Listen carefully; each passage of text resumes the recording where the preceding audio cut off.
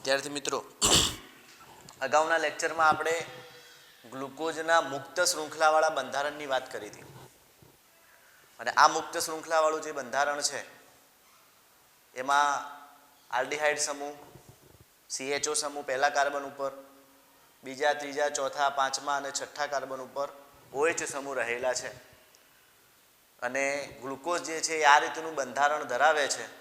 એની કેટલીક કસોટીઓ વિશે પણ આપણી વાત કરેલી કે ભાઈ HI સાથે નોર્મલ હેક્ઝેન આપે છે, Br2 સાથે ગ્લુકોનિક એસિડ આપે છે, બરાબર. આવી જુદી જુદી કસોટીઓની આપણે વાત કરી હતી કે હાઇડ્રોક્સિલેમાઇન સાથે ઓક્ઝાઇમ આપે છે અને HCN સાથે સાયનોહાઇડ્રીન આપે છે, પછી પેન્ટા એસિટેટ વ્યુત્પન્ન આપે છે એસિટિક એનહાઇડ્રાઇડ સાથે. આવી બધી જે કસોટીઓ છે એના આધારે આપણે આ બંધારણને સાબિત કર્યું હતું. હવે આ બંધારણની અંદર આમ એ વખતે જે આપણે લખ્યું છે એને આ રીતે પણ તમે લખી શકો છો કે ભાઈ CHOH 4 ટાઈમ્સ અને CH2OH, એમાં ગ્લુકોનિક એસિડ, સેકેરિક એસિડ એના પણ બંધારણ આપણે દર્શાવેલા છે. હવે આની અંદર રહેલા જે OH સમૂહ છે એમના વિન્યાસને આધારે ગ્લુકોઝનો પણ વિન્યાસ આપણે નક્કી કરી શકીએ છીએ અને વિન્યાસ નક્કી કરવા માટે એનું અવકાશીય બંધારણ ગ્લુકોઝનું કેવું છે, કેવો વિન્યાસ ધરાવે છે, એના માટે આપણે ગ્લિસરાલ્ડીહાઇડના આધારે સમજી શકીએ. અગાઉના ચેપ્ટરોમાં તમે ફિશર પ્રક્ષેપ સૂત્ર સમજ્યા છો. અહીંયા મેં લખ્યું છે CHOH CH2OH એ ગ્લિસરાલ્ડીહાઇડનું સૂત્ર છે જેની અવકાશી રચના આ રીતની હોય કે જેમાં એક કિરાલ કાર્બન હોય. કિરાલ કાર્બન પણ તમે સમજ્યા છો કે જેમાં ચારે ચાર સમૂહ જુદા જુદા હોય. આ કાર્બન છે CHO, HOH અને CH2OH માટે આ કિરાલ કાર્બન છે. જો એક જ કિરાલ કાર્બન હોય અને OH સમૂહ જો જમણી બાજુ જોડાયેલો હોય તો આવો જે ઘટક બને છે એ ડી વિન્યાસ ધરાવે છે એમ કહેવાય. તો આ ગ્લિસરાલ્ડીહાઇડ છે એને આપણે નામ આપી શકીએ ડી ગ્લિસરાલ્ડીહાઇડ. વચ્ચે પ્લસ લખેલું છે. આ પ્લસ જે છે એ દક્ષિણ ભ્રમણ અને વામ ભ્રમણ દર્શાવે છે. જો આવો ઘટક લેવામાં આવે જે કિરાલ કાર્બન ધરાવતું હોય, એના ઉપરથી પ્રકાશ પસાર કરવામાં આવે અને જો પ્રકાશનું જમણી બાજુ કોણાવર્તન દર્શાવે, પોલરીમીટર ટ્યુબ આપણે લઈએ છીએ, સમજ્યા છીએ આગળ આપણે, અને સમતલીય ધ્રુવીભૂત પ્રકાશ જો આપણે પસાર કરીએ છીએ તો એ પ્રકાશનું જો જમણી બાજુ કોણાવર્તન દર્શાવે છે એને આપણે દક્ષિણ ભ્રમણ કહીએ છીએ અને દક્ષિણ ભ્રમણીયને આપણે ડેક્સ્ટ્રો તરીકે દર્શાવીએ છીએ, જેને સ્મોલ d પણ લખાય અને પ્લસ પણ લખાય. આ બધા એના સિમ્બોલ છે. આ રીતે આપણે એને ઓળખીએ છીએ.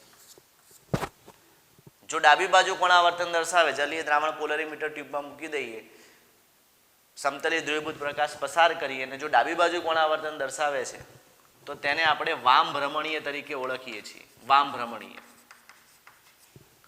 અને વામ ભ્રમણીયને આપણે લીવો તરીકે દર્શાવીએ છીએ, જેને સ્મોલ l વડે પણ દર્શાવી શકાય અને માઇનસ વડે પણ દર્શાવી શકાય.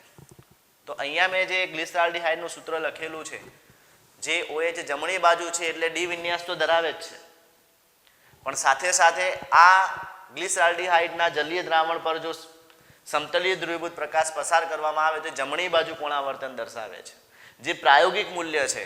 એટલે આ ડી જે છે એ ડી ગ્લિસરાલ્ડીહાઇડ જે છે એ દક્ષિણ ભ્રમણીય છે. એટલે આપણે પ્લસ પણ લખી શકીએ અથવા ડીની સાથે સ્મોલ ડી પણ લખી શકીએ, પણ દરેક વખતે જરૂરી નથી કે ડી હોય, કેપિટલ ડી હોય એટલે સ્મોલ ડી હોય જ. આ બંને જુદી બાબત છે. કેપિટલ ડી જે છે એ વિન્યાસ છે, એ સાપેક્ષ વિન્યાસ છે. OH ક્યાં જોડાયેલો છે એના આધારે આપણે નક્કી કરીએ છીએ. જ્યારે સ્મોલ ડી જે છે એ પ્રાયોગિક મૂલ્ય છે, જે પોલરીમીટર ટ્યુબમાં આપણે પ્રયોગ કરી અને પછી નક્કી કરીએ કે જમણી બાજુ પ્રકાશનું કોણાવર્તન થાય છે તો દક્ષિણ ભ્રમણીય ડેક્સ્ટ્રો છે, ડાબી બાજુ થાય છે તો વામ ભ્રમણીય લીવો છે, એમ નક્કી કરી. તો આ બંને જે ડી વિન્યાસ ધરાવે છે લીવો પણ હોઈ શકે. એટલે ટૂંકમાં કહેવાનો મતલબ કે કેપિટલ ડી અને સ્મોલ ડીને એકબીજા સાથે કોઈ સંબંધ નથી.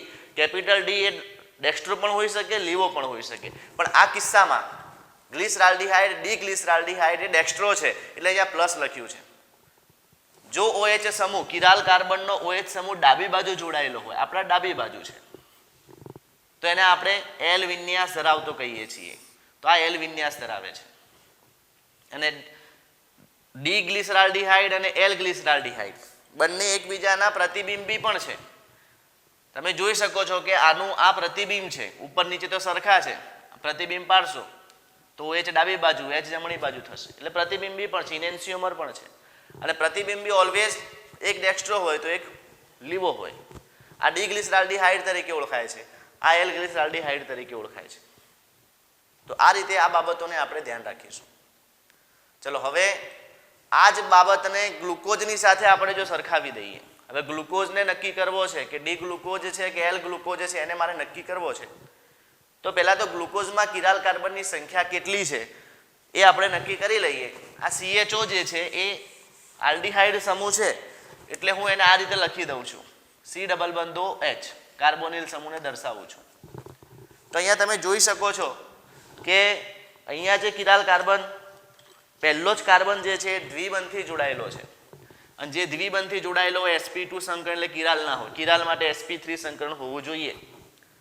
બીજો કાર્બન જે છે એમાં એક H સમૂહ છે, એક OH સમૂહ છે, એક CHO સમૂહ છે, અને ચોથો આખો સમૂહ ગણવાનો, ચોથો માટે આ કિરાલ કાર્બન છે. ચારે ચાર સમૂહ જુદા છે. આ કાર્બન પાસે એક OH છે, એક H છે, એક આખો સમૂહ, ઉપર એક અલગ સમૂહ છે, એટલે આ પણ કિરાલ છે. એવી રીતે આ પણ થશે, H OH એક આખો સમૂહ, એક ઉપર આખો સમૂહ, અને એવી રીતે આ પણ થશે. આ નથી, બે હાઇડ્રોજન છે. તો આમ ગ્લુકોઝ એ 4 કિરાલ કાર્બન ધરાવે છે, બીજો કાર્બન, ત્રીજો, ચોથો અને પાંચમો, 5 કિરાલ કાર્બન ધરાવે છે. આ ડી વિન્યાસ છે કે એલ વિન્યાસ છે આપણે ડિસાઇડ કરવું છે. તો હવે આપણે દરેકે દરેક કિરાલ કાર્બન તમે જોઈ શકો છો કે OH સમૂહ ધરાવે છે, તો કયા OH ને આપણે ધ્યાનમાં લઈશું?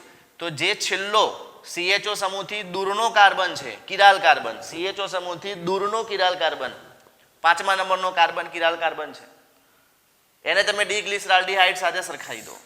આને આવું જ બંધારણ જોવા મળશે. જો ડી ગ્લિસરાલ્ડીહાઇડ અહીંયા લખી દઉં છું,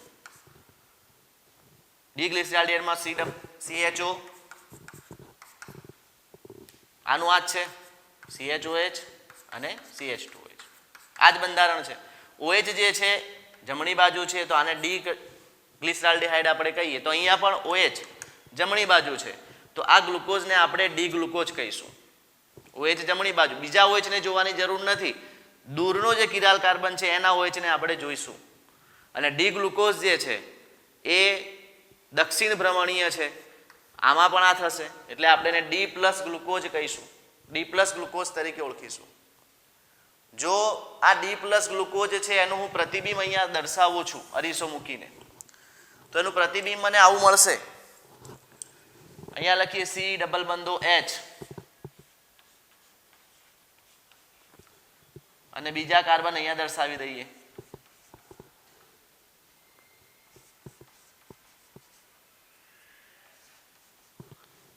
અને એ રીતે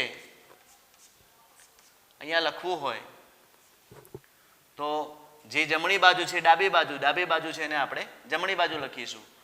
અહીંયા OH અને H લખીએ, અહીંયા HOH લખીએ, અને બીજા બધા OH લખી દઈએ. આ રીતનું બંધારણ થશે. આ એનું પ્રતિબિંબ છે. અને એમાં તમે જોઈ શકો છો CHO, CHOH, CH2OH ગ્લિસરાલ્ડીહાઇડ સાથે સરખાવીએ, છેલ્લા કિરાલ કાર્બનનો આ કિરાલ કાર્બન છે, જે 4 કિરાલ કાર્બન છે એમાં જે છેલ્લો કિરાલ કાર્બન છે એનો OH ડાબી બાજુ છે, એટલે આપણે એને એલ ગ્લુકોઝ તરીકે ઓળખીશું. અને ડી ગ્લુકોઝ એ દક્ષિણ ભ્રમણ હોય તો ઓલવેઝ એનો બીજો ગ્લુકોઝ જે છે એ વામ ભ્રમણીય હોય, બંને એકબીજાના પ્રતિબિંબી છે.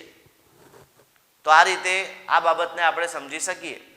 પણ ડી એ પ્લસ હોય અને માઇનસ પણ હોઈ શકે, એલ એ પ્લસ હોય અને માઇનસ પણ હોઈ શકે. તેમ લખી શકાય કે ડી અને એલ ને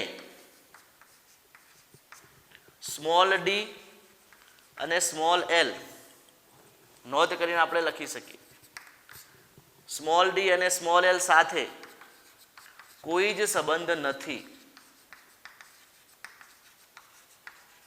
સ્મોલ ડી અને સ્મોલ એલ એ પ્રાયોગિક વેલ્યુ છે, પ્રાયોગિક મૂલ્યો છે, એ પ્રાયોગિક બાબત છે એમ લખીએ. જ્યારે ડી અને એલ એ સાપેક્ષ વિન્યાસ છે.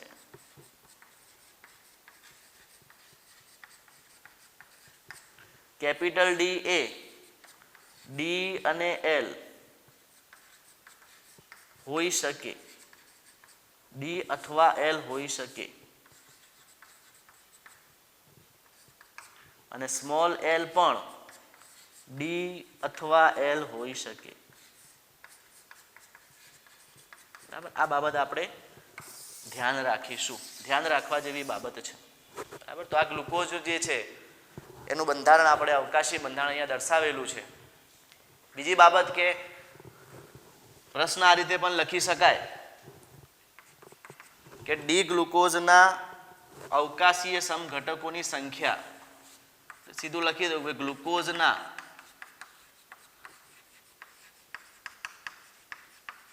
અવકાશીય સમઘટકોની સંખ્યા જણાવો.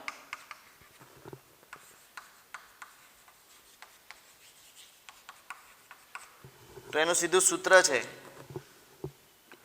4 કિરાલ કાર્બન છે બેકી સંખ્યામાં, તો 2n, એટલે આપણે લખીએ કે અવકાશી સમઘટકોની સંખ્યા બરાબર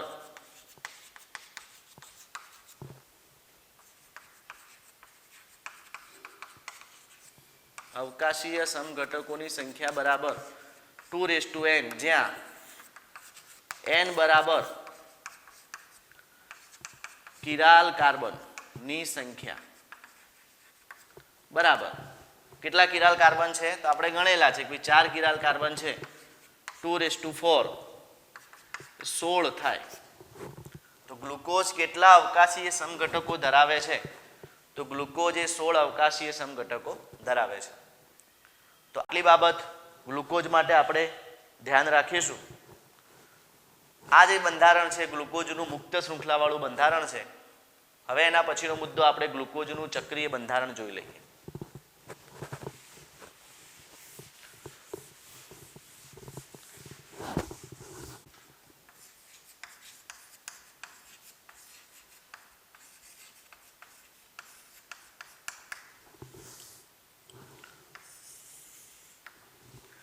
ગ્લુકોઝનું મુક્ત શૃંખલાવાળું બંધારણ જે છે એને આપણે આ રીતે દર્શાવ્યું કે ભાઈ જેમાં CHO છે, આલ્ડીહાઇડ સમૂહ છે, અને બીજા જે કાર્બન છે એની સાથે આ રીતે સમૂહ જોડાયેલા છે. આ બધા કાર્બન છે, સીધું એને આ રીતે લખું છું. પણ આ જે બંધારણ છે એ કેટલીક બાબતો ગ્લુકોઝ માટે સાબિત કરી શકતું નથી. દાખલા તરીકે એમ કહેવાય કે જો આલ્ડીહાઇડ સમૂહ હાજર હોય તો યોગશીલ પ્રક્રિયા આપે. અગાઉના ચેપ્ટરમાં આપણે ભણી ગયા આલ્ડીહાઇડ અને કીટોનની યોગશીલ પ્રક્રિયાઓ. તો આલ્ડીહાઇડ જે છે એ NaHSO3 સાથે સોડિયમ બાયસલ્ફાઇડ સાથે યોગશીલ પ્રક્રિયા આપે છે. જો CHO સમૂહ હાજર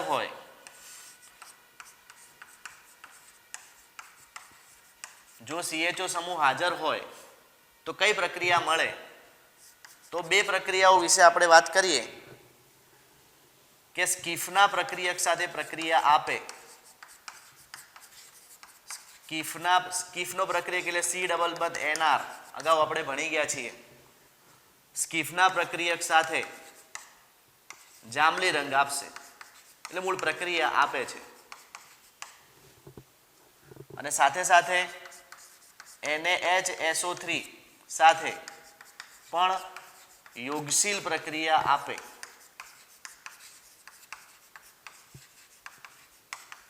પરંતુ પ્રોબ્લેમ શું થાય? ગ્લુકોઝ જે છે ગ્લુકોઝ ઉપરોક્ત પ્રક્રિયા આપતું નથી. ગ્લુકોઝ ઉપરોક્ત પ્રક્રિયાઓ જે છે આપતો નથી. જોજો,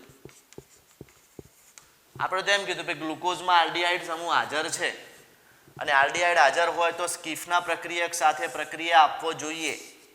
NaHSO3 સાથે પણ યોગશીલ પ્રક્રિયા આપવો જોઈએ. પણ ગ્લુકોઝ તો સ્કીફના પ્રક્રિયક સાથે પણ પ્રક્રિયા આપતો નથી. સાથે સાથે NaHSO3 સાથે પણ યોગશીલ નિપજ આપતો નથી. હોય તો આપવો જોઈએ. એનો મતલબ કે આપણે તો જે લખ્યું છે એ સાબિત થતું નથી. સાથે સાથે એમ પણ કહેવાય કે ગ્લુકોઝનું પેન્ટા એસિટેટ જે વ્યુત્પન્ન છે, ગ્લુકોઝનું પેન્ટા એસિટેટ વ્યુત્પન્ન, આ વ્યુત્પન્ન હાઇડ્રોક્સિલ એમાઇન સાથે મતલબ NH2OH સાથે ઓક્ઝાઇમ આપતું નથી.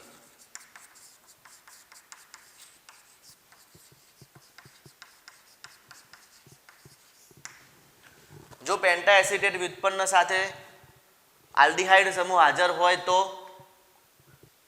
અગાઉના આ જે સમીકરણ આપણે સાબિત કર્યું હતું ને કે જેમાં CHO સમૂહની હાજરી, તો એમાં સીધું આપણે આવું લખ્યું હતું કે ગ્લુકોઝ જે છે એ NH2OH સાથે ઓક્ઝાઇમ આપે છે, ઓક્ઝાઇમ આપે છે, પરંતુ આપણે ગ્લુકોઝ સાથે પ્રક્રિયા નથી કરતા અને આ પ્રક્રિયા જે છે CHO સમૂહમાં થાય છે, C ડબલ બંધ NH મળે છે. પણ આપણે જે હાલ પ્રક્રિયા લખી છે એ ગ્લુકોઝનું પેન્ટા એસિટેટ વ્યુત્પન્ન લીધું છે. જો H ની જગ્યાએ હું એસિટાઇલ સમૂહ જોડી દઉં CH3COO, તો પછી એ પેન્ટા એસિટેટ વ્યુત્પન્ન 5 હાઇડ્રોજનને દૂર કરીને CH3CO સમૂહ આપણે જોડી દઈએ તો પેન્ટા એસિટેટ વ્યુત્પન્ન મળે. પછી એ વ્યુત્પન્ન જે મળે છે એની પ્રક્રિયા તમે NH2OH સાથે કરો છો તો એ ઓક્ઝાઇમ આપતો નથી, ઓક્ઝાઇમ આપતો નથી, મતલબ પ્રક્રિયા થતી નથી, નો રિએક્શન. અને પેન્ટા એસિટેટ વ્યુત્પન્નમાં CHO તો હાજર છે જ, CHO તો હાજર છે. જો તમે ગ્લુકોઝની પ્રક્રિયા NH2OH સાથે કરો છો તો એ CHO સાથે પ્રક્રિયા કરી નિપજ આપે છે, પણ એ જ ગ્લુકોઝનું વ્યુત્પન્ન લઈને CHO સમૂહ સાથે તમે NH2OH ની પ્રક્રિયા કરો છો તો આ NH2OH ની પ્રક્રિયા CHO સમૂહ સાથે થતી નથી. ખરેખર તો CHO છે, CHO તો હાજર, ભલે ને પેન્ટા એસિટેટ વ્યુત્પન્ન રહ્યું પણ ઉપર તો CHO હાજર છે તો NH2OH સાથે પ્રક્રિયા થવી જોઈએ, પણ આ પણ પ્રક્રિયા થતી નથી. મતલબ કે CHO સમૂહની આ 3 પ્રક્રિયાઓ જે મેં દર્શાવી છે, સ્કીફના પ્રક્રિયક સાથે, NHSO3 સાથે અને પેન્ટા એસિટેટ વ્યુત્પન્નની હાઇડ્રોક્સિલ એમાઇન સાથેની જે પ્રક્રિયા છે એ ગ્લુકોઝ આપતો નથી. મતલબ કે ગ્લુકોઝમાં CHO સમૂહ શું હોવો જોઈએ? ગેરહાજર હોવો જોઈએ. ખરેખર તો હાજર છે, મુક્ત શૃંખલાવાળા બંધારણ તરીકે આપણે જોઈએ તો. સાથે સાથે બીજી પણ બાબતો કે ગ્લુકોઝ જે છે એ 2 સ્વરૂપ ધરાવે છે અને આ ગ્લુકોઝ ના 2 સ્વરૂપો છે. કયા 2 સ્વરૂપો છે? તો એક સ્વરૂપ છે આલ્ફા સ્વરૂપ, આલ્ફા ગ્લુકોઝ એમ લખું છું, અને બીજો છે બીટા ગ્લુકોઝ, બીટા ગ્લુકોઝ. 2 સ્વરૂપ છે અને આ બંને સ્વરૂપો પણ મુક્ત શૃંખલાવાળું બંધારણ સમજાવી શકતું નથી. આલ્ફા ડી ગ્લુકોઝ એટલે કે આલ્ફા ડી પ્લસ ગ્લુકોઝ જે છે એ આલ્ફા ડી પ્લસ ગ્લુકોઝને મેળવવા માટે ગ્લુકોઝના દ્રાવણને, ગ્લુકોઝના જલીય દ્રાવણને 303 કેલ્વિન તાપમાને સાંદ્ર બનાવીને મેળવવામાં આવે છે. આ રીતે બનાવવામાં આવે છે, સાંદ્ર બનાવીને સ્ફટિકીકરણ દ્વારા મેળવવામાં આવે છે. અને એવી જ રીતે બીટા ગ્લુકોઝ જે છે, બીટા ડી પ્લસ ગ્લુકોઝ, એને ગ્લુકોઝનું દ્રાવણ જ લેવામાં આવે છે પણ ગ્લુકોઝનું ગરમ અને સંતૃપ્ત દ્રાવણ, ગરમ અને સંતૃપ્ત જલીય દ્રાવણમાંથી 371 કેલ્વિન તાપમાને સ્ફટિકીકરણ દ્વારા મેળવાય છે. આ બંને સ્વરૂપ આપણે મેળવી શકીએ, વ્યવહારમાં પણ મેળવી શકીએ. મતલબ આલ્ફા ડી પ્લસ ગ્લુકોઝ એટલે કે આલ્ફા ગ્લુકોઝ અને બીટા ગ્લુકોઝ એ હાજર છે, સ્ફટિકીકરણ દ્વારા આપણે મેળવી શકીએ છીએ. પણ આ બંનેના બંધારણ પણ મુક્ત શૃંખલાવાળું બંધારણ દર્શાવી શકતું નથી. તો આ 4 બાબતોની આપણે નોંધ રાખીશું કે ભાઈ પહેલી બાબત તો ગ્લુકોઝ જે છે એ NHSO3 સાથે યોક્સિલ પ્રક્રિયા આપતું નથી. સ્કીફના પ્રક્રિયક સાથે સ્કીફના પ્રક્રિયક સાથે જાંબલી રંગ આપતો નથી, એટલે કે એની સાથે પણ પ્રક્રિયા આપતો નથી. ગ્લુકોઝનું પેન્ટા એસિટેટ વ્યુત્પન્ન જે છે એ હાઇડ્રોક્સિલ એમાઇન સાથે ઓક્ઝાઇમ આપતો નથી અને ગ્લુકોઝનું મુક્ત શૃંખલાવાળું બંધારણ આલ્ફા અને બીટાના બે જ સ્વરૂપો છે એ બે સ્વરૂપોને પણ સમજાવી શકતું નથી. તો આનો મતલબ કે ગ્લુકોઝમાં CHO સમૂહ ગેરહાજર હોવો જોઈએ ઉપરોક્ત કસોટી જે દર્શાવી છે એના આધારે, પણ મુક્ત શૃંખલામાં હાજર છે, મતલબ કે આવું બીજું એક બંધારણ હોવું જોઈએ જે ગ્લુકોઝની આ પ્રક્રિયાઓને સાબિત કરી આપે. તો ગ્લુકોઝ મુક્ત શૃંખલાવાળા બંધારણ સિવાય બીજું એક ચક્રીય બંધારણ પણ ધરાવે છે, આના આધારે એવું સાબિત થાય.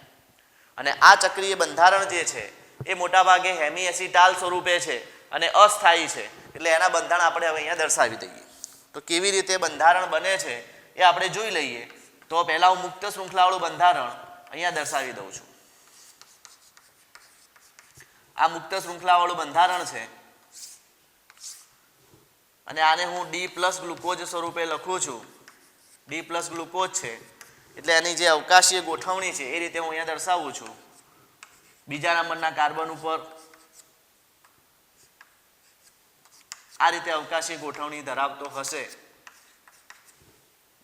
આ પહેલો કાર્બન છે, આ બીજો, ત્રીજો, ચોથો, પાંચમો અને છઠ્ઠો ગ્લુકોઝનું અવકાશીય બંધારણ છે. આપણે યાદ રાખીશું, એની ગોઠવણીને થોડીક જોઈ લઈશું, સમજી લઈશું. હવે આમાં કોની વચ્ચે ચક્ર બને છે, આપણે ચક્રીય બંધારણ બનાવવાનું છે.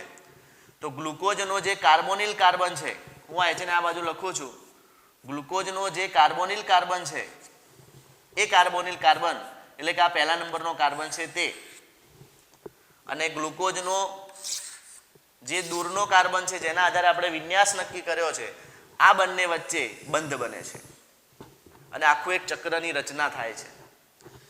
આ ચક્રને જો મારે દર્શાવવું હોય તો આ રીતે હું દર્શાવી શકું કે ભાઈ અહીંયા H અને OH લખું છું અને બીજા જે કાર્બન છે એને આ રીતે હું દર્શાવી દઉં છું. બીજા બધા જેમ છે એમ જ દર્શાવું છું. અહીંયા H છે, અહીંયા OH છે, એ જ વિન્યાસ હું અહીંયા લખું છું. પણ આ જે પાંચમા નંબરનો કાર્બન છે, આ પહેલા નંબરનો કાર્બન છે, એમાં અહીંયા રહેલો જે OH સમૂહ છે એનો ઓક્સિજન છે એ આ કાર્બન સાથે લોન પેર દ્વારા બંધ બનાવે છે, ચક્રીય બંધ. અને અહીંયા આ હાઇડ્રોજનનું વિસ્થાપન આ ઓક્સિજન સાથે ડબલ બંધ તૂટીને થાય છે, એટલે કાર્બનની સાથે O સાથે H જોડાય છે. આ H તો એની પાસે છે અને આનો ઓક્સિજન લોન પેર દ્વારા આ કાર્બન સાથે જોડાય છે. આ કોઈ કાર્બન નથી, આ માત્ર એક જોડાણ અહીંયા દર્શાવેલું છે, ધ્યાન રાખીશું. તો આ રીતે એનું ચક્રીય બંધારણ રચાય છે. અને આ બંધારણમાં તમે જોઈ શકો છો કે જે કાર્બોનિલ સમૂહ અહીંયા હાજર હતો મુક્ત શૃંખલામાં, એ કાર્બોનિલ સમૂહનું રૂપાંતર શામાં થયું છે? તો એ કાર્બોનિલ સમૂહનું રૂપાંતર ચક્રીય સ્વરૂપે CHOH થઈ ગયું છે જ્યારે ચક્ર બને છે ત્યારે. અને આ જે સ્વરૂપ છે એ હેમી એસિટાલ સ્વરૂપ છે. અગાઉ આપણે એસિટાલ, હેમી એસિટાલ પણ ભણી ગયા છીએ. હેમી એસિટાલ કેમ કહેવાય? તો કાર્બનની સાથે OH છે, કાર્બનની સાથે CO અને R સમૂહ જોડાયેલો છે, એટલે કાર્બનની સાથે એક OH હોય અને એક OR સમૂહ હોય તો આ હેમી એસિટાલ છે. આગળ પ્રક્રિયા થઈને બે OR જોડાય તો એને એસિટાલ કહેવાય. અને હેમી એસિટાલ ઓલવેઝ અસ્થાયી છે, એટલે અસ્થાયી સ્વરૂપ છે. એટલા માટે જ તો આપણે એને પ્રતિવર્તી દર્શાવેલું છે. મુક્ત શૃંખલામાંથી ચક્રીય અને ચક્રીયમાંથી મુક્ત શૃંખલામાં અરસપરસ આ રીતે પ્રક્રિયા થતી હોય અને એની હાજરી દર્શાવતા હોય. અને આ સ્વરૂપ જે છે એ D+ ગ્લુકોઝ જ છે. આ D+ ગ્લુકોઝ જ છે. પણ આ સ્વરૂપમાં જે મુક્ત શૃંખલાવાળા બંધારણમાં જે કાર્બોનિલ કાર્બન છે, આ કાર્બોનિલ કાર્બન છે, એ ચક્રીય બંધારણમાં જે કાર્બન હોય એ કાર્બનને, કાર્બોનિલ કાર્બન છે એ ચક્રીય બંધારણવાળા કાર્બનને આપણે કહીશું એનોમેરિક કાર્બન. આ એનોમેરિક કાર્બન બને છે અને એનોમેરિક કાર્બન ઉપરના OH વિન્યાસ બદલાય છે. તો અહીંયા હું બંધારણ પહેલા દર્શાવું પછી આની ચર્ચા કરું કે આ કાર્બોનિલ કાર્બન છે મુક્ત શૃંખલાવાળા બંધારણમાં, એ જ કાર્બન પહેલા નંબરનો કાર્બન ચક્રીય બંધારણમાં એનોમેરિક કાર્બન કહેવાય છે. એક શક્યતા આ છે.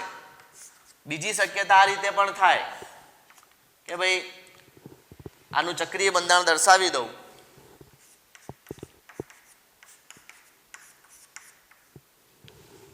આની રીતે જ લખીએ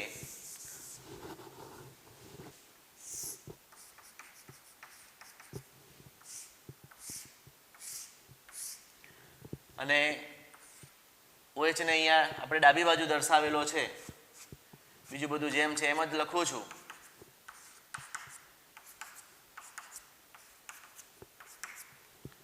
અને આ ચક્રની અંદર છે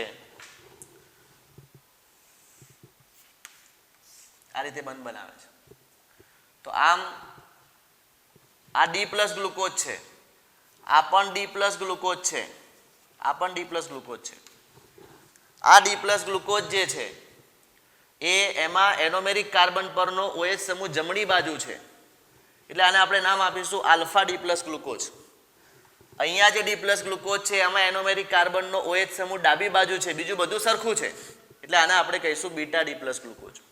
તો આમ ચક્રીય કાર્બનમાં માત્ર જે એનોમેરિક કાર્બન છે એમાં OH સમૂહનો વિન્યાસ બદલાય છે, તમે જોઈ શકો છો. એટલે છે D+ ગ્લુકોઝ જ, પણ એકને આપણે નામ આપીશું આલ્ફા D+ ગ્લુકોઝ, બીજાને આપણે નામ આપીશું બીટા D+ ગ્લુકોઝ.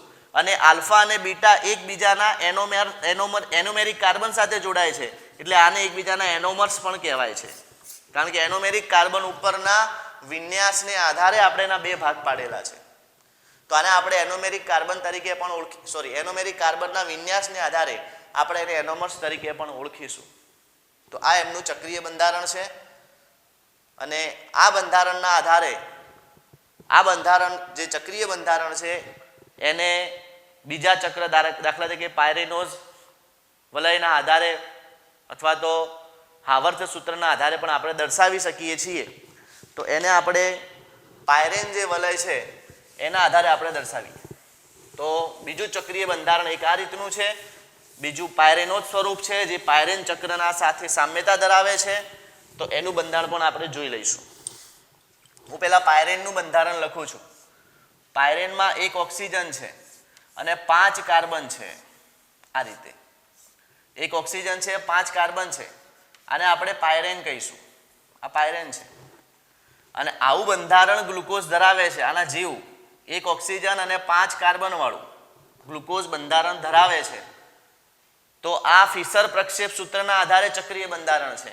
એવી રીતે હાવર્થ સૂત્રના આધારે પણ તમે દર્શાવી શકો છો. તો હાવર્થ જે સૂત્ર આપણને બંધારણ આપ્યા છે એ આ પાયરેનના આધારે આપેલા છે.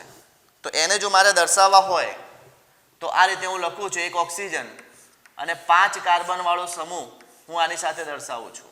આ રીતે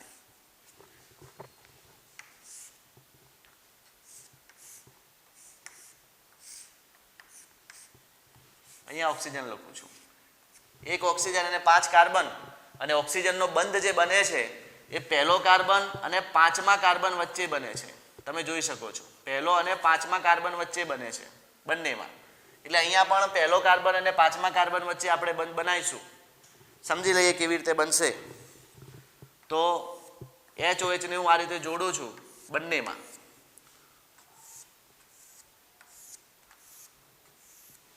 આ પહેલો કાર્બન છે, આ બીજો કાર્બન, એવી રીતે આ ત્રીજો, આ ચોથો, આ 5મો અને ઉપર 6થો કાર્બન. આ રીતે થશે. ચલો પહેલો કાર્બન છે, જો આલ્ફા D+ ગ્લુકોઝને તમે ધ્યાનમાં લેશો તો જે ડાબી બાજુવાળા છે એને આપણે ઉપર લખીએ છીએ અને જે જમણી બાજુવાળા છે એને આપણે નીચે દર્શાવીએ છીએ. તો હું અહીંયા લખું છું આલ્ફા D+ ગ્લુકોઝનું સૂત્ર, એનું બંધારણ. અને આ પાયરેનોઝ સ્વરૂપે લખી શકાય, તો આને આલ્ફા D+ ગ્લુકોપાયરેનોઝ પણ કહેવાય. બરાબર, આ રીતે પણ એને લખાય. તો હવે આની અંદર મારે HOH દર્શાવવા છે તો મુક્ત જે ચક્રીય બંધારણ ફિશર પ્રક્ષેપનું છે એમાં H અને OH ડાબી બાજુ છે એને આપણે ઉપર લખીએ છીએ, જમણી બાજુ છે એને આપણે નીચે લખીએ છીએ. બીજા કાર્બન પર H અને OH, ત્રીજામાં બદલાશે OH અને H, ચોથામાં ફરી H અને OH, અને 5મામાં ફરી H અને CH2OH 6થો કાર્બન. તો તમે જોઈ શકો છો HOH પહેલો કાર્બન, HOH બીજો કાર્બન, ત્રીજામાં માત્ર આપણે OH ઉપર મૂકીશું, H નીચે મૂકીશું. ચોથા કાર્બનમાં HOH અને 5મા કાર્બનમાં H અને 6થો કાર્બન જે છે એ આપણે ઉપર દર્શાવીશું. પહેલો કાર્બન આ છે, 5મો કાર્બન આ છે, અને આ બંને વચ્ચે તમે જોઈ શકો છો કે ઓક્સિજન એ બંધ બનાવે છે પેલા સૂત્રના પ્રમાણે. તો આ આલ્ફા D+ ગ્લુકોપાયરેનોઝ છે. એવી રીતે તમે બીટા D+ ગ્લુકોપાયરેનોઝ પણ આ રીતે લખી શકો છો. જો બીટા ડી પ્લસ ગ્લુકોપાયરેનોઝ લખવું હોય તો માત્ર પહેલા નંબરના કાર્બનનો વિન્યાસ આપણે બદલવાનો છે. એમાં OH ઉપર છે ને H નીચે છે, બસ આટલું. બીજા બધા જે HOH સમૂહ છે એમના અવકાશી રચના આપણે એમને જ રાખીશું, એને આપણે બદલતા નથી. એટલે આ રીતે આના સમૂહને આપણે દર્શાવીશું. તો આ મગજમાં રાખીશું, કેમ કે આનો ઉપયોગ આપણે ડાયસેકેરાઇડમાં પણ કરવાનો છે. અને આલ્ફા ડી પ્લસ ગ્લુકોપાયરેનોઝ આ રીતનું બંધારણ ધરાવે છે, બીટા ડી પ્લસ ગ્લુકોપાયરેનોઝ આ રીતનું બંધારણ ધરાવે છે. તો આ ગ્લુકોઝના ચક્રીય બંધારણની વાત હતી ફિશર પ્રક્ષેપ સૂત્ર પ્રમાણે. અને આ જે લખ્યું છે એ વૈજ્ઞાનિક હાવર્થ સૂત્ર પ્રમાણે લખેલું છે. અને હાવર્થ નામના વૈજ્ઞાનિકે જે સૂત્ર આપ્યા એ પાયરેનને લગતા આપ્યા. 5 કાર્બન 1 ઓક્સિજન, એવી રીતે અહીંયા પણ 5 કાર્બન અને 1 ઓક્સિજન સાથે જોડાઈ અને આવી રીતે પાયરેન જેવું વલય ધરાવે છે. નોંધી લઈશું.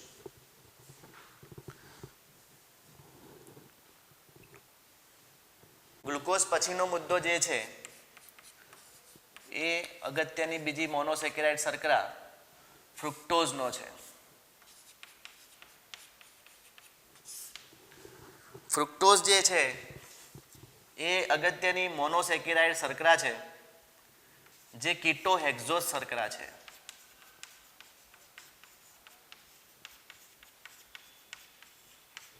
જેનું સૂત્ર આપણે લખવું હોય તો ગ્લુકોઝની જેમ જ C6H12O6 છે.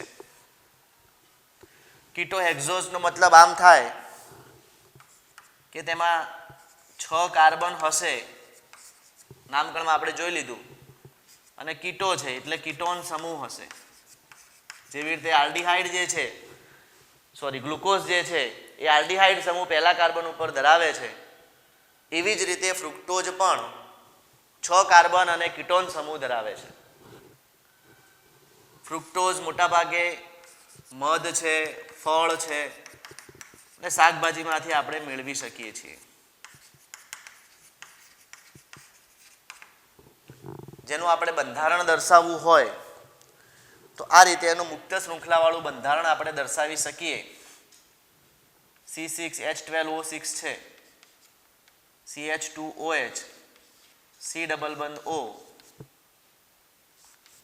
બંને છેડે CH2OH સમૂહ છે. ગ્લુકોઝ કરતાં થોડું અલગ છે. ગ્લુકોઝમાં અહીંયા પહેલા કાર્બન ઉપર આલ્ડીહાઇડ સમૂહ છે, અહીંયા પહેલા કાર્બન ઉપર CH2OH છે અને બીજા કાર્બન ઉપર કીટોન છે. કાર્બોનિલ કાર્બન એ બીજા નંબરનો છે. ગ્લુકોઝમાં કાર્બોનિલ કાર્બન એ પહેલા નંબરનો છે. ગ્લુકોઝમાં એનોમેરિક કાર્બન પહેલા નંબરનો છે. ફ્રુક્ટોઝમાં એનોમેરિક કાર્બન બીજા નંબરનો છે. આ ધ્યાન રાખીશું. અને આના જે અવકાશીય ગોઠવણી દર્શાવવી હોય HOH માટે તો આ પહેલો કાર્બન થશે, આ બીજો કાર્બન છે, આ ત્રીજો છે, ચોથો, પાંચમો અને છઠ્ઠો કાર્બન. ગ્લુકોઝની જેમ જ છે. ત્રીજા કાર્બન ઉપર ગ્લુકોઝમાં OH ડાબી બાજુ છે, એવી રીતે ફ્રુક્ટોઝમાં પણ ડાબી બાજુ છે. અહીંયા આપણે લખીશું HOH અને અહીંયા પણ લખીશું HOH. આ જે મેં બંધારણ દર્શાવેલું છે એ OH સમૂહ છેલ્લા કિરાલ કાર્બન, જેવી રીતે ગ્લુકોઝમાં કિરાલ કાર્બન છે એવી રીતે ફ્રુક્ટોઝ પણ કિરાલ કાર્બન ધરાવે છે. આ કિરાલ કાર્બન નથી, CH2 છે. C ડબલ બંધો એટલે sp2 સંકરણ, આ પણ કિરાલ કાર્બન નથી, પણ ત્રીજા નંબરનો કાર્બન એ કિરાલ કાર્બન છે. HOH આખો સમૂહ અને એક ઉપરનો સમૂહ, એવી રીતે આ પણ કિરાલ કાર્બન છે અને આ પણ કિરાલ કાર્બન છે. 3 કિરાલ કાર્બન ધરાવે છે. અને જે કીટોન સમૂહ છે, કાર્બોનિલ સમૂહ છે, એનાથી દૂરનો કાર્બન એટલે 5મા નંબરનો થાય અને એમાં OH જમણી બાજુ છે. એટલે આ જે મેં સૂત્ર લખ્યું છે એ ડી ફ્રુક્ટોઝ છે. ડી ફ્રુક્ટોઝ છે. અને ડી ફ્રુક્ટોઝ જે છે એ વામભ્રમણીય છે, એટલે આને આપણે માઇનસ લખીશું. જોજો અહીંયા ડી છે ને આ એલ છે. કીધું ને અગાઉ કે ભાઈ ડી અને સ્મોલ ડી કેપિટલ ડી વચ્ચે કોઈ સંબંધ નથી, સ્મોલ એલ કેપિટલ એલ વચ્ચે કોઈ સંબંધ નથી. તો અહીંયા ડી છે છતાં આ એલ છે, વામભ્રમણીય છે, જે પ્રાયોગિક મૂલ્ય છે. તો આ રીતે ડી માઇનસ ફ્રુક્ટોઝનું સૂત્ર આપણે દર્શાવી શકીએ. આના અવકાશીય સમઘટકોની સંખ્યા લખવી હોય, અવકાશીય સમઘટકોની સંખ્યા, તો પણ તમે લખી શકો. ચલો, અવકાશીય સમઘટકોની સંખ્યા કેટલી થાય? તો પેલા સૂત્ર પ્રમાણે 2n, n બરાબર કિરાલ કાર્બનની સંખ્યા 2 બરાબર 8 થાય. બરાબર. તો આ રીતે ફ્રુક્ટોઝના બંધારણને આપણે મુક્ત શૃંખલાવાળા બંધારણને દર્શાવી શકીએ, જે કીટોન ક્રિયાશીલ સમૂહ ધરાવે છે અને 6 કાર્બન વાળો છે, એટલે આપણે એને કીટોહેક્ઝોસ શર્કરા છે એટલે શર્કરા તરીકે ઓળખીએ છીએ. ફ્રુક્ટોઝનું આ જે બંધારણ છે એને મારે ચક્રીય સ્વરૂપે દર્શાવવું છે તો પણ હું દર્શાવી શકું છું. ચક્રીય સ્વરૂપે દર્શાવવા માટે એને જેવી રીતે ગ્લુકોઝને આપણે પાયરેન ચક્ર સાથે દર્શાવેલું છે, એવી જ રીતે ફ્રુક્ટોઝ જે છે એને આપણે બંને રીતે દર્શાવીશું. એક ચક્ર ફિશર પ્રક્ષેપ સૂત્રમાં ચક્રીય બનાવીશું અને એક ફ્રુક્ટોઝને ફ્યુરાન સાથે પણ આપણે દર્શાવીશું. ફ્યુરાન જેવું બંધારણ ધરાવે છે અને ફ્યુરાન જેવું બંધારણ ધરાવતો હોવાથી હાવર્ત સૂત્રમાં જે છે એને આપણે ફ્રુક્ટોફ્યુરાનોઝ તરીકે ઓળખીશું. બરાબર. આ રીતે આપણે એને ઓળખીશું. તો ચલો હવે એના ચક્રીય બંધારણ આપણે દર્શાવી દઈએ. તો ફ્યુરાનના આધારે ચક્રીય બંધારણ અને આ ફિશર પ્રક્ષેપ સૂત્રના આધારે તો જે મુક્ત શૃંખલાવાળું અહીંયા બંધારણ છે, એ મુક્ત શૃંખલાવાળા બંધારણમાં કિરાલ કાર્બન બીજા નંબર પર છે, આ કાર્બોનિલ કાર્બન બીજા નંબર પર છે અને આ કાર્બોનિલ કાર્બન જે છે એ 5મા નંબરના છેડાવાળા કિરાલ કાર્બન સાથે ઓક્સિજન બંધથી જોડાય છે અને ચક્રીય બંધારણ આપે છે. એના ચક્રીય બંધારણ આપણે અહીંયા દર્શાવી દઈએ. તો એક શક્યતા આવી છે, અહીંયા લખું છું CH2OH, આ પહેલો કાર્બન, પછી એની સાથે લખું છું કાર્બોનિલ કાર્બન, આ કાર્બન છે, અને હવે પહેલો કાર્બન, બીજો, 3, 4, 5 અને છઠ્ઠો CH2OH. પહેલા કાર્બન ઉપર આ હાઇડ્રોજન આ ઓક્સિજન સાથે જોડાઈને OH આપશે, અહીંયા OH લખી દઉં છું, અને આ ઓક્સિજન બીજો અને 5મો, આ બીજો કાર્બન છે, અહીંયા લખી જ દઉં છું, 1, 2 અને આમ 6 કાર્બનની શ્રેણી છે. એમાં બીજો કાર્બન અને 5મો કાર્બન જે છે ઓક્સિજન દ્વારા બંધથી જોડાય છે. બીજા બધા જે HOH છે એને આપણે એમને દર્શાવી દઈશું. તો અહીંયા લખવું હોય પહેલો, બીજો, ત્રીજામાં OH ડાબી બાજુ છે, H જમણી બાજુ છે, આમ તમે આમાં લખી શકો છો. તો આ એક સ્વરૂપ થયું. તમે જોઈ શકો છો કે જે મુક્ત શૃંખલાવાળા કાર્બનમાં બીજા નંબરનો કાર્બન કાર્બોનિલ કાર્બન છે તે ચક્રીય બંધારણમાં એનોમેરિક કાર્બન કહેવાશે અને આપણે કહીશું એનોમેરિક કાર્બન. આ એનોમેરિક કાર્બન છે અને એનોમેરિક કાર્બન પર OH જમણી બાજુ હોય તો આપણે એને આલ્ફા ડી માઇનસ ફ્રુક્ટોઝ કહીશું, અને બીટા લખવો હોય તો માત્ર આનો વિન્યાસ મારે બદલવાનો, તો એનો વિન્યાસ બદલીને આપણે એનું બંધારણ દર્શાવી દઈએ.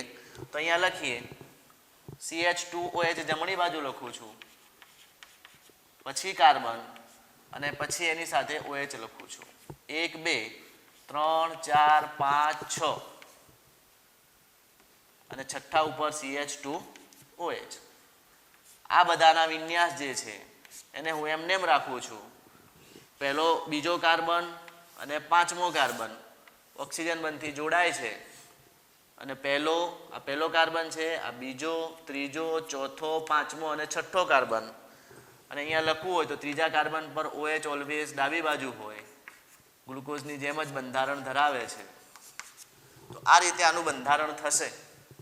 તો આ જે મેં દર્શાવેલું છે આ આલ્ફા ડી માઇનસ ફ્રુક્ટોઝ છે અને આને મારે દર્શાવવું હોય તો આ થશે બીટા ડી માઇનસ ફ્રુક્ટોઝ.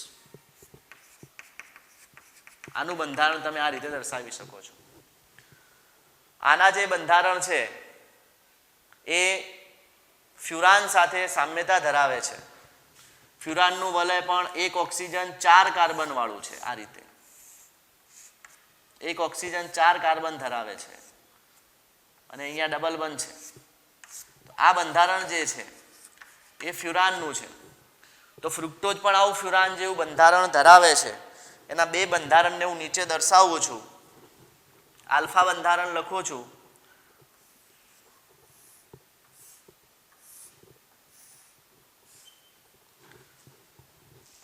હાવર્ત સૂત્ર પ્રમાણે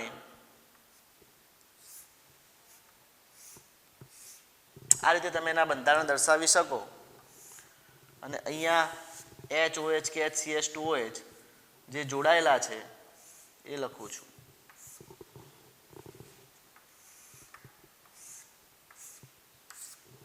ચલો હવે આ જે બંધારણ છે એમાં ડાબી બાજુ જે છે એને ઉપર લખીએ છીએ CH2OH. આ પહેલો કાર્બન, નીચે OH છે. ચલો એવી રીતે પહેલો કાર્બન છે, આ બીજો, ત્રીજો, ચોથો, પાંચમો, છઠ્ઠો ઉપર થશે, એને હું CH2OH લખી જ દઉં છું. આ છઠ્ઠો કાર્બન છે.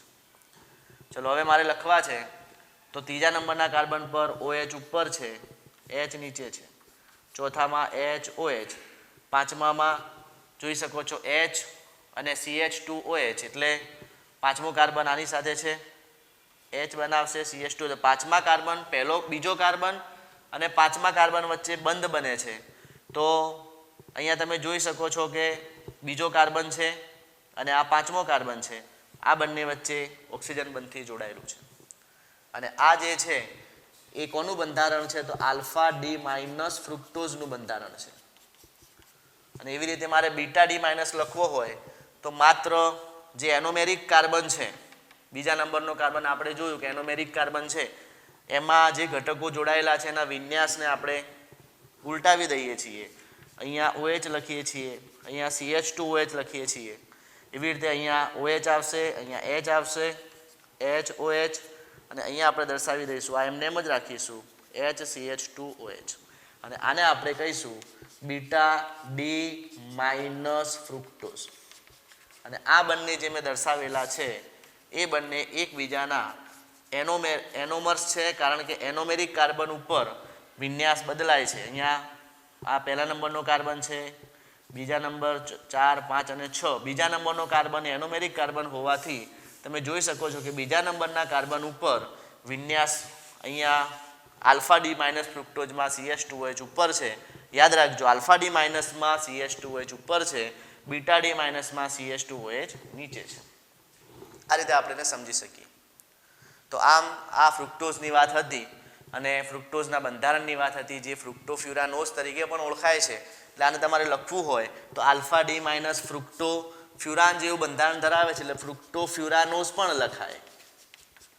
અને આને લખવું હોય તો બીટા ડી માઇનસ ફ્રુક્ટોફ્યુરાનોઝ પણ લખાય. બરાબર, તો આ રીતે પણ આપણે એને લખી શકીએ છીએ. આ સમઘટકોની વાત, ફ્રુક્ટોઝના બંધારણની વાત, મુક્ત શૃંખલાવાળું બંધારણ જે બીજા નંબરમાં કીટોન સમૂહ ધરાવે છે, ચક્રીય બંધારણ જેમાં બીજા નંબરમાં એનોમેરિક કાર્બન છે, બીજો કાર્બન, પાંચમો કાર્બન ઓક્સિજન બંધથી જોડાઈ અને આ રીતેના જે ફિશર સૂત્ર અને હાવર્થ સૂત્રમાં આ રીતના ચક્રીય બંધારણ આપે છે, જે 4 કાર્બન અને 1 ઓક્સિજન વાળું ચક્રીય બંધારણ ધરાવે છે હાવર્થ સૂત્ર પ્રમાણે. નોંધી લઈશું અને સમજી લઈશું.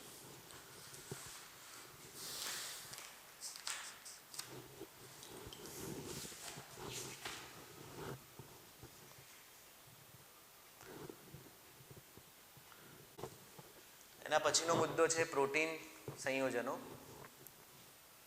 પ્રોટીન સંયોજનો એ જીવંત પ્રણાલીમાં મહત્વનો ભાગ ભજવતા હોય છે. જીવંત પ્રણાલીના મોટા ભાગના ઉત્સેચકો પ્રોટીનના બનેલા છે. અંતઃસ્ત્રાવમાં પ્રોટીનનો ભાગ છે. પ્રોટીન એ દૂધ, ચીજ, કઠોળ, મગફળી, માછલી, માંસ આમાંથી પુષ્કળ પ્રમાણમાં મળે છે. પ્રોટીનનું સામાન્ય બંધારણ જોઈએ તો પ્રોટીનમાં એમિનો એસિડ જોડાઈ અને પેપ્ટાઇડ બંધથી જોડાઈને એમિનો એસિડ જોડાઈને પ્રોટીન આપે. એટલે આલ્ફા એમિનો એસિડ છે, ઘણા બધા આલ્ફા, આમાં 2 પ્રકાર છે, આલ્ફા એમિનો એસિડ અને beta amino acid. Alpha, beta, gamma, delta એવા જુદા જુદા પ્રકાર છે. મોટાભાગે આલ્ફા એમિનો એસિડ જે છે એના પ્રોટીન બનેલા છે. આલ્ફા એમિનો એસિડ એકબીજા સાથે અસંખ્ય જોડાય અને ઘણા ઊંચા આણવીય દળ ધરાવતા પ્રોટીન આપે છે. એટલે ઘણા બધા મોનોમર એમિનો એસિડના જોડાય. એમિનો એસિડ એ મોનોમર છે અને એમિનો એસિડ જોડાઈને પોલિમર બનાવે છે, એટલે પ્રોટીન બનાવે છે. પણ આ પોલિમરને આપણે જૈવિક પોલિમર તરીકે ઓળખીએ છીએ કે પ્રોટીન એ જૈવિક પોલિમર છે જે એમિનો એસિડમાંથી પ્રાપ્ત થાય છે. તો જો આપણે પ્રોટીનને સમજવો હોય તો એમિનો એસિડને આપણે સમજવો પડે. તો એમિનો એસિડની થોડીક ચર્ચા આપણે કરી લઈએ.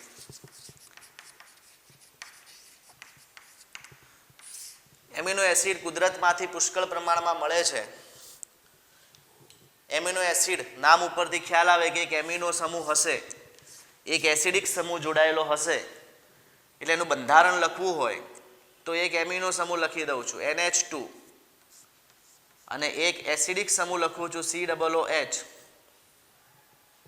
અને આની સાથે કોઈ સમૂહ બીજો R કે H જોડાયેલો હશે, જુદા જુદા R જોડાયેલા હશે. જો આને મારે ફિશર પ્રક્ષેપ સૂત્ર પ્રમાણે દર્શાવવું હોય તો આ COOH સમૂહ છે. ફિશર પ્રક્ષેપ સૂત્ર તમે ભણ્યા છો કે ભાઈ એમાં વધુ વિસ્થાપિત કાર્બન અથવા સક્રિયતા ધરાવતા કાર્બનને ટોપ ઉપર મૂકીએ છીએ, પછી કાર્બનની શૃંખલા સળંગ નીચે લખીએ છીએ, પછી આજુબાજુ આવતા ઘટકો લખીએ છીએ. તો અહીંયા COOH સૌથી ક્રિયાશીલ છે અને કાર્બન છે એટલે COOH દર્શાવીશું.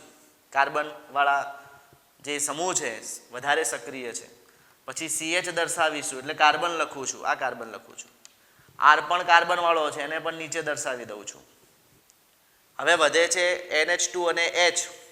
તો બે શક્યતાઓ છે. એકવાર NH2 ને જમણી બાજુ મૂકીએ છીએ અને એકવાર NH2 ને આપણે ડાબી બાજુ મૂકીએ છીએ. આ રીતે અહીંયા લખું છું હાઇડ્રોજન અને અહીંયા લખું છું NH2, આમ લખું છું. આ જે છે એ આલ્ફા ડી પ્લસ એટલે કે આલ્ફા ડી એમિનો એસિડ કહેવાય.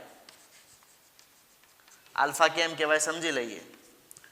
અને આને કહીશું આપણે આલ્ફા એલ એમિનો એસિડ.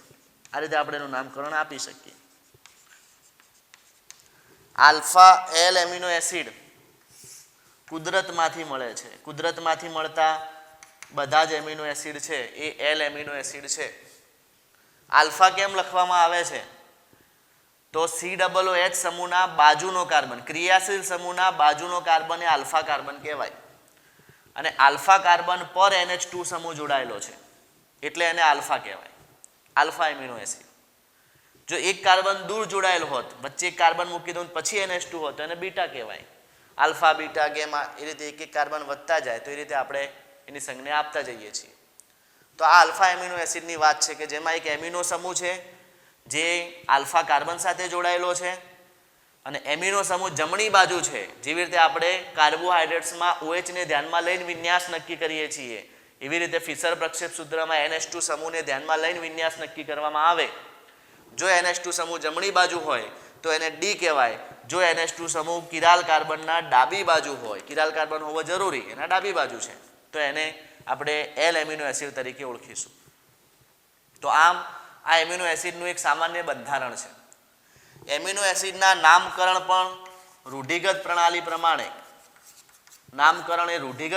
પ્રમાણે આપણે આપીએ છીએ. દાખલા તરીકે ગ્લાયસિન લખીએ છીએ. ગ્લાયસિન એક એમિનો એસિડ છે જે સ્વાદે ગળ્યો હોય છે અને ગ્લાયકોસ પણ સ્વાદે ગળ્યો હોય એટલે એના સ્વાદને આધારે ગ્લાયકોસ પરથી એને ગ્લાયસિન કહીએ છીએ. પછી ટાયરોસિન એક એમિનો એસિડ છે. ટાયરોસિન એ ચીઝમાંથી મળે છે અને ચીઝને ટાયરોસ તરીકે ઓળખવામાં આવે એટલે એને આપણે ટાયરોસિન તરીકે ઓળખીએ છીએ. તો આ એક રૂઢિગત પ્રણાલી છે, એક જૂની પ્રણાલી છે કે ભાઈ એના સ્વાદ ઉપરથી અથવા તો એના દેખાવ ઉપરથી અથવા એના બંધારણ ઉપરથી આવી રીતે આપણે એનું રૂઢિગત નામ આપીએ છીએ. તો આ એમિનો એસિડની એક સામાન્ય બાબત થઈ ગઈ કે ભાઈ આ રીતનું એ બંધારણ ધરાવે છે. હવે એમિનો એસિડના થોડાક આપણે પ્રકાર જોઈ લઈએ. આલ્ફા એમિનો એસિડના પ્રકાર, એનું વર્ગીકરણ જોઈ લઈએ.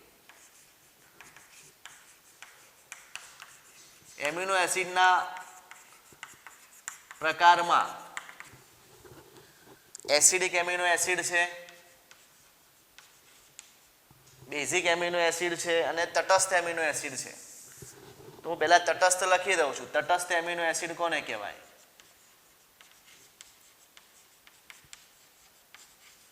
તો એમ કહેવાય કે જે એમિનો એસિડમાં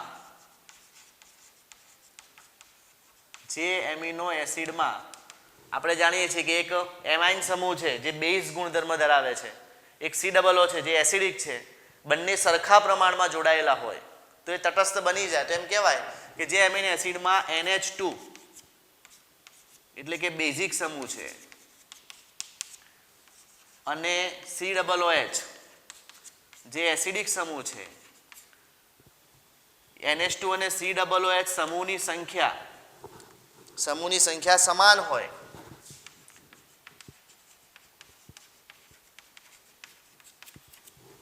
તેમને આપણે તટસ્થ એમિનો એસિડ તરીકે ઓળખીશું. બીજો છે એસિડિક એમિનો એસિડ.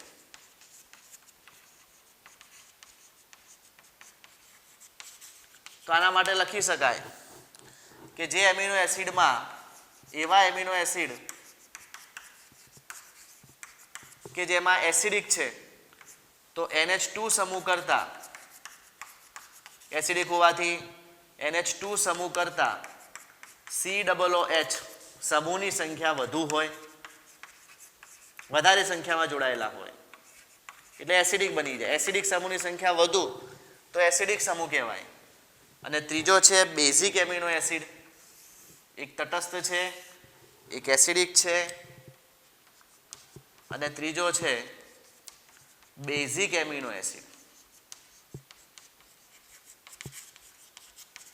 તો આના માટે એમ કહેવાય, નામ ઉપરથી હવે તમને ખ્યાલ આવી જાય કે ભાઈ જે એમિનો એસિડમાં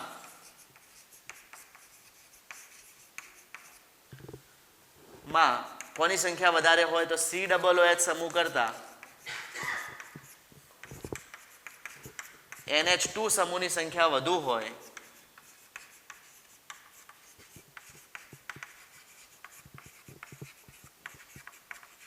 એવા એમિનો એસિડને આપણે બેઝિક એમિનો એસિડ તરીકે ઓળખીશું. તો આ એમિનો એસિડનું થોડુંક વર્ગીકરણ હતું, એસિડિક અને બેઝિક અને તટસ્થ એમિનો એસિડ. હવે જે એમિનો એસિડ છે એમને આપણે બીજા બે રીતે પણ વર્ગીકૃત કરીએ છીએ, પણ આપણે થોડાક તટસ્થ એસિડિક અને બેઝિક એમિનો એસિડ છે એમના બંધારણ જોઈ લઈએ. એ કેવા બંધારણ ધરાવે છે, કેવી રીતે એનું બંધારણ આપણે નક્કી કરીશું એ પણ આપણે જોઈ લઈએ. તો પહેલા હું લખું છું તટસ્થ એમિનો એસિડ.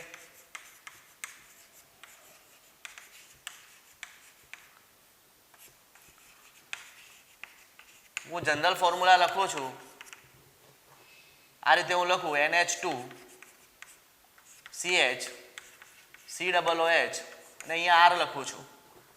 જે R બરાબર શું હોઈ શકે તો R બરાબર કાં તો હાઇડ્રોજન હોઈ શકે કાં તો હાઇડ્રોકાર્બન આખો ભાગ હોઈ શકે, બરાબર, બેમાં એક હોઈ શકે. તો એક સૂત્ર હું લખું છું R બરાબર H લઉં છું તો સૂત્ર આવું બનશે NH2 CHH એટલે CH2 COOH અને આને આપણે નામ આપીશું ગ્લાયસિન, સાદામાં સાદો એમિનો એસિડ. અને એને 3 જે ત્રિઅક્ષરી સંખ્યામાં લખવામાં આવે GLY લખેલું હોય તો સમજવાનું કે ગ્લાયસિન છે એક NH2 સમૂહ ધરાવે છે, એક COOH સમૂહ ધરાવે છે. અને આ એમિનો એસિડ જે છે એ બિન પ્રકાશ ક્રિયાશીલ છે, કેમ કે કિરાલ કાર્બન આમાં જોવા મળતો નથી. એક જ એમિનો એસિડ એવો છે કે જે બિન પ્રકાશ ક્રિયાશીલ છે. બીજો એમિનો એસિડ જે છે જેમાં R બરાબર આપણે CH3 સમૂહ મિથાઇલ સમૂહ લખીએ છીએ, હું ડાયરેક્ટ લખી દઉં છું. અને આ રીતે લખી શકાય NH2 CH અને R ના બદલે હું મિથાઇલ સમૂહ લખું છું NH2 CH CH3 COOH. આ રીતે આપણે દર્શાવીએ અને આપણે એલેનાઇન તરીકે એને ઓળખી શકીએ. આ એલેનાઇન છે જેને ટૂંકમાં એલેનાઇનના પહેલા 3 અક્ષર ALA વડે આપણે દર્શાવીશું. નંબર 3, ત્રીજામાં આપણે આઇસોપ્રોપાઇલ સમૂહ ગોઠવી દઈએ NH2 CH CH CH3 અહીંયા લખી દઉં CH3. આઇસોપ્રોપાઇલ સમૂહ મેં ગોઠવી દીધો અને અહીંયા લખું છું COOH. આને આપણે વેલિન તરીકે ઓળખીશું, વેલિન, જેને VAL વડે આપણે દર્શાવીશું. આ પણ તટસ્થ છે. દાખલા તરીકે આપણે આઇસોબ્યુટાઇલ સમૂહ ગોઠવી દઈએ NH2 CH COOH છે. આની સાથે હું આઇસોબ્યુટાઇલ સમૂહ ગોઠવું છું CH CH, અહીંયા CH2 લખું છું, અહીંયા CH3 ને અહીંયા CH3 લખું છું. આઇસોબ્યુટાઇલ સમૂહ છે અને જો આઇસોબ્યુટાઇલ સમૂહ જોડાયેલો હોય તો એને આપણે એલેનાઇન તરીકે ઓળખીશું અને એલેનાઇનને આપણે ALA વડે દર્શાવીશું. એવી જ રીતે જો ફિનાઇલ સમૂહ કોઈ જોડી દઈએ 5 લખીએ NH2 CH COOH એટલે બેન્ઝાઇલ સમૂહ જોડીએ છીએ આપણે આ રીતે, અથવા C6H5 પણ લખી શકીએ. તો આના જેવો જ છે, જુઓ આના જેવો જ છે, એલેનાઇન જ છે, પણ એલેનાઇન માં મિથાઇલ સમૂહમાંથી એક હાઇડ્રોજન દૂર કરીને ચક્ર જોડ્યું છે, એટલે આને આપણે ફિનાઇલ એલેનાઇન તરીકે ઓળખીશું, જેને આપણે ટૂંકમાં PHE વડે દર્શાવીશું. તો આ જે મેં દર્શાવેલા છે એ તટસ્થ એમિનો એસિડ છે અને આ એમના બંધારણ છે. થોડાક બીજા આપણને બુકની અંદર કોઠામાં 20 આપેલા છે, બરાબર, એ આપણે જોઈ લઈશું. હવે આપણે એસિડિક અને બેઝિક તરફ જઈશું. પછી એસિડિક એમિનો એસિડ છે. એસિડિક એમિનો એસિડને મેં અહીંયા જનરલ ફોર્મ્યુલા લખી છે NH2CH2N ટાઈમ્સ COOH. તમે જોઈ શકો છો અહીંયા 2 COOH છે, એક NH2 છે, એટલે એસિડિક ગુણધર્મ ધરાવે વ્યાખ્યા પ્રમાણે. જો N બરાબર 1 લેવામાં આવે તો આ રીતે લખાય NH2CH COOH, અહીંયા લખું CH2COOH. આને આપણે કહીશું એસ્પાર્ટિક એસિડ. આ બે એસિડિક એમિનો એસિડ એવા છે કે જેની નામની પાછળ આપણે એસિડ મૂકીએ છીએ, બીજા બધામાં સીધા લખીએ છીએ. દાખલા ગ્લાયસિન છે, ટાયરોસિન છે, એલેનાઇન છે, એ સીધા લખીએ છીએ. એસ્પાર્ટિક એસિડને આપણે ત્રિઅક્ષરીમાં ASP વડે દર્શાવીશું. ચલો, એવી રીતે N બરાબર જો 2 લેવામાં આવે, N બરાબર 2 લઈએ તો આની ફોર્મ્યુલા આવી થશે NH2 CH અહીંયા CH2 N બરાબર 2 છે અને COOH. આવું બંધારણ હોય તો એને આપણે ગ્લુટામિક એસિડ તરીકે ઓળખીશું. ગ્લુટામિક એસિડ, જેને ત્રિઅક્ષરીમાં બીજી ABCDમાં GLU વડે આપણે દર્શાવીશું. આ ત્રિઅક્ષરીમાં પણ આપણે ધ્યાન રાખીશું, એની ઓળખાણ આપણે હોવી જોઈએ. તો આ એમિનો એસિડ એસિડિક છે. બીજા કેટલાક બેઝિક એમિનો એસિડ છે, જેમાંનું એક ઉદાહરણ આપણે લઈ લઈએ. અહીંયા તમે જોઈ શકો છો કે બેઝિકની જનરલ ફોર્મ્યુલામાં 2 NH2 સમૂહ છે, NH2CH COOH, CH2N times NH2. જો N બરાબર આપણે 4 લઈ લઈએ તો એની ફોર્મ્યુલા આવી થશે NH2 CH2 4 ટાઈમ્સ NH2, અહીંયા લખી દઈએ COOH.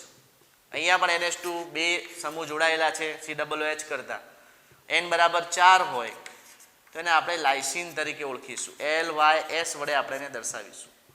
તો આ રીતે આવા એસિડિક, તટસ્થ હોય, એસિડિક હોય કે બેઝિક એમિનો એસિડના બંધારણ જે આપણી બુકમાં જે કોષ્ટક છે એમાં 20 આપેલા છે અને એને આપણે થોડાક તૈયાર કરવાનો પ્રયત્ન કરીશું, બરાબર. આમાંથી કેટલાક પ્રશ્નો પૂછી શકાય, જોઈ લઈશું.